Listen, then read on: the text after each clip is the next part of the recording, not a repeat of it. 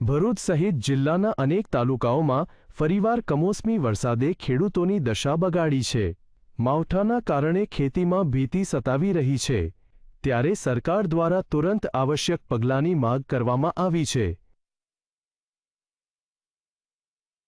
ભરૂચ સહિત જિલ્લાના અનેક તાલુકાઓમાં પુનઃ વરસાદ થયો છે। ઠંડા પવન સાથે ઝરમર વરસાદ વરસતા વાતાવરણમાં ઠંડક પ્રસરી છે, તો કમોસમી વરસાદને કારણે ખેડૂતોમાં ચિંતા વ્યાપી છે। ખાસ કરીને કપાસ, તુવેર અને મગ તેમજ કેરીના ઊભા પાકને નુકસાન થવાની ભીતિ સેવાઈ રહી છે।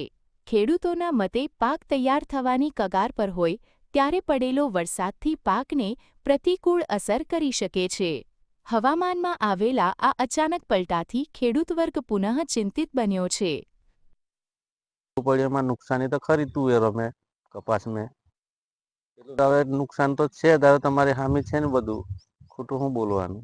એવું મેં ઊભો હતી એ 18 વીઘા છે અને બાજુમાં છે એ 18 વીઘા છે, એ અમારું જ છે બંને। બીજી બાજુ આ કમોસમી વરસાદના કારણે મગ, કેરી, તુવેર સહિતના શિયાળુ પાકને નુકસાન થઈ શકે છે। ત્યારે કૃષિ નિષ્ણાતોનું કહેવું છે કે ખેડૂતોએ નુકસાનથી બચવા માટે જંતુનાશકના છંટકાવ સહિતના ઉપાયો હાથ ધરવા જોઈએ।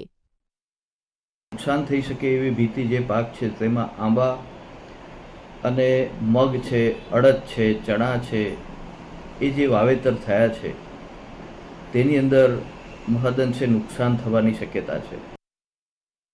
ઉનાળાના આગમન પૂર્વે પુનઃ કમોસમી વરસાદથી ખેડૂતોની હાલત પડતા પર પાટું જેવી થઈ છે, ત્યારે સરકારી સહાય અને સતર્કતા જરૂરી છે। નિલેશ ટેલર, GSTV ભરૂચ।